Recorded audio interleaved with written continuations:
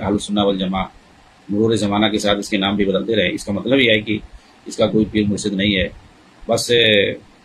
جو اہل بدعت ہیں زمانے کے اعتبار سے ان سے تمیز اور فرق کرنے کے لیے وہ اپنا نام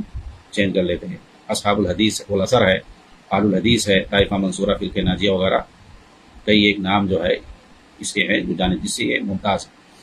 کہتے ہیں یہ نام گرچہ الگ الگ ہے مگر ان سب کا منہج اور عقیدہ ایک ہے، چنانچہ ایسے ہی مشرکین اور کفار و منافقین اور دیگر اصحاب النار کے مختلف نام ہیں، لیکن عقیدہ اور منہج میں سب ایک، جیسے کہ مسلمان، مومنین، مہاجرین، انصار وغیرہ نام الگ الگ ہیں مگر قرآن میں سب کا عقیدہ اور منہج ایک ہی بتایا گیا ہے۔ چنانچہ جب ولا اور برا ان فرقوں اور گروہوں کے ساتھ ہو جاتا ہے تو پھر اسے حزبیت اور گروہ بندی کہتے ہیں۔ تو ولا اور برا فرقوں اور گروہوں کے ساتھ نہیں، دین اسلام کی بنیاد پر ہونا چاہیے، ورنہ اس کو حزبیت اور گروہ بندی کہتے ہیں، اسی کو جاہلیت کی پکار کہتے ہیں۔ جیسے کہ حدیث کے اندر آیا ہے کہ جب ایک مہاجر شخص نے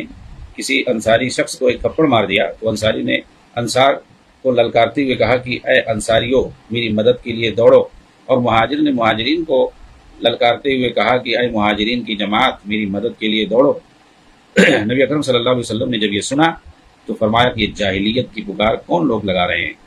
تو لوگوں نے کہا اللہ کے رسول دراصل ایک مہاجر شخص نے